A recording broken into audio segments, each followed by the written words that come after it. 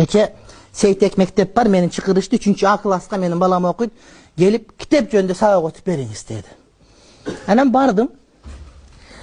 Анан мен чоң балдар эмес, 3-чү класстын балдары. Мынтип карап турат бардыгы. Анан сүйлөп атам, ушулар түшүнүп атабы, жокпу деп атам да. Көп нерсе даярдап алгам. Имам паланча китеп мындай, тигинче китеп мындай даярдагам.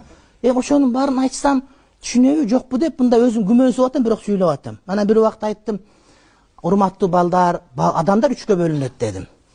Биринчи бөлүктөрү булар эр жүрөк баатырлар, чоң лидерлер, саясатчылар, аалымдар, булар тарыхты жасагандар. Экинчилери ошолордун жасаган тарыхтарын кагазга түшүрүп жазгандар. Булар да кыйын. Анан үчүнчүсү ошол жазылган тарыхты окуп алып, ушундай экен, машалла деп окуган окуучулар болуп 3-кө бөлүнөт. Алар деле кыйын, бирок калгандар ошолорго кошулат бардыгы.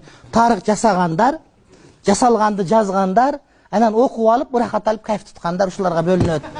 Десем, барды угуп аткан, муну деле түшүндүбү деп отургам. Анан бир маалда кимди суроо бар десем, бирөө колун көтөрүп, жанагы 3 тайпанын кайсысына кошуласыз дейт.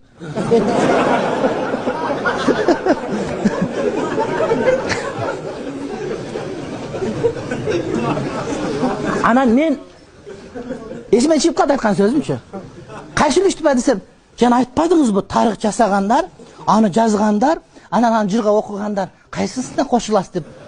Ошол жерден уялып кеттим өзүмчү, булар түшүнөт экен. Анан мен айттым, мен жасагандарга кошула албайм. Жазган деле колдонгуч, үчүнчүсүнө кошулам, жырга окуй берем. Мындай болгон тигиндей десем, ыңгыдап калды.